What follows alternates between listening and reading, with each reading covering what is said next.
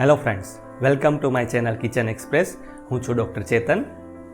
તો winter special સિરીઝમાં આજે આપણે બનાવવાના છીએ ગાજરનો હલવો, કે જેમાં આપણે માવાનો યુઝ નહીં કરીએ. હલવાને આપણે ટ્રેડિશનલ રીતથી બનાવીશું, કે જેમાં ગાજરને દૂધમાં જ પકવવાના છે. તો એના માટે આ વિડીયોને એન્ડ સુધી જોજો. અને જો આ રેસીપી તમને પસંદ આવે તો આ વિડીયોને લાઇક અને શેર કરજો અને મારી ચેનલને સબસ્ક્રાઈબ કરજો. તો ચાલો શરૂઆત કરીએ. તો ગાજરનો હલવો બનાવવા માટે 1.5 કિલો ગાજરને ખમણીને લીધા છે. 750 ml ફૂલ ફેટ મિલ્ક લીધું છે.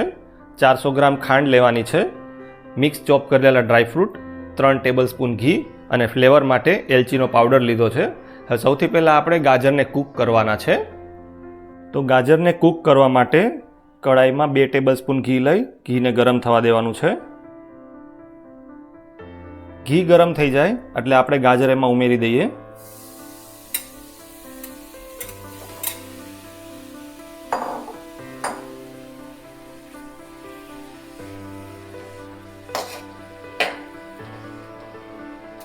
હવે 2 થી 3 મિનિટ માટે ગાજરને ઘીમાં સાતળી લઈશું. આશરે 2 મિનિટ સુધી ગાજરને સાતળી લીધા પછી એમાં દૂધને ઉમેરી દેવાનું છે.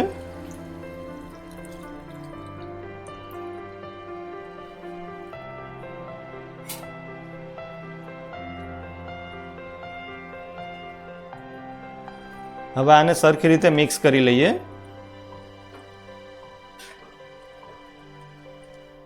તો હવે આ દૂધમાં ગાજરને પકવવાના છે અને જ્યાં સુધી બધું દૂધ બળી જાય અને ગાજર સોફ્ટ થઈ જાય ત્યાં સુધી આપણે ગાજરને કૂક કરીશું. ગાજરનો હલવો બનાવવા માટેની આ ટ્રેડિશનલ રીત છે, કેમ કે અહીંયા ગાજરને દૂધમાં પકવવા માટે આશરે 30 મિનિટ જેટલો ટાઈમ લાગે છે. ગાજર નીચે બેસી ના જાય એના માટે વચ્ચે વચ્ચે એને આ રીતે ચલાવતા રહેવાનું. જો તમારે ગાજરનો હલવો ઇન્સ્ટન્ટ બનાવવો હોય તો તમે કઢાઈના બદલે ગાજર અને દૂધને પ્રેશર કુકરમાં લઈ 1 થી 2 વિસલ કરી અને ગાજરને પકાવી શકાય છે. આશરે 30 મિનિટ સુધી મીડિયમ ફ્લેમ પર કૂક કર્યા પછી તમે જોઈ શકો છો કે દૂધ બધું બળી ગયું છે અને ગાજર પણ સોફ્ટ થઈ ગયા છે. તો હવે આમાં ખાંડ ઉમેરી દેવાની છે.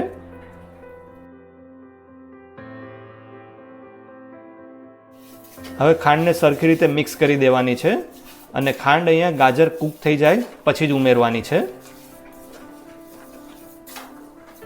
ખાંડ ઉમેર્યા પછી ખાંડનું પાણી છૂટું પડે છે, એટલે બધું પાણી બળી જાય ત્યાં સુધી આપણે ગાજરને કૂક કરવાના છે. આશરે 5 મિનિટ કૂક કર્યા પછી તમે જોઈ શકો છો કે ખાંડનું બધું પાણી બળી ગયું છે. તો હવે આપણે ડ્રાયફ્રૂટને ઘીમાં સાતળી આમાં ઉમેરી દેવાના છે. તો હવે આમાં 2 ટેબલસ્પૂન ઘી લઈ ઘી ગરમ થાય એટલે એમાં આ ડ્રાયફ્રૂટ એડ કરી દેવાના છે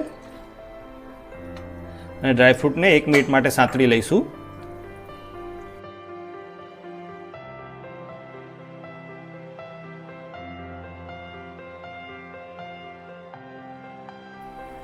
હવે આ ડ્રાયફ્રૂટને હલવામાં એડ કરી દઈએ.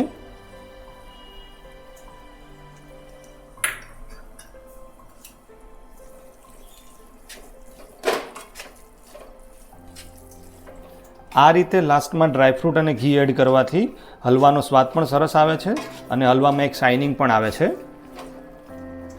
લાસ્ટમાં એલચી પાવડર એડ કરી એને સરખી રીતે મિક્સ કરી લેવાનો છે.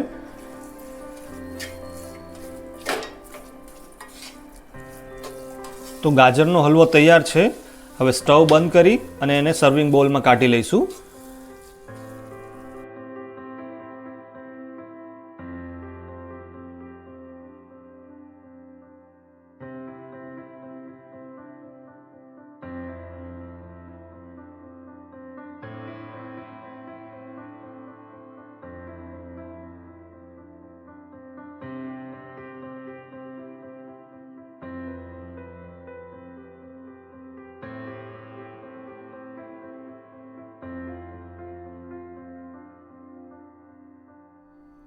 તો તૈયાર છે બધાને ભાવતો ગાજરનો હલવો.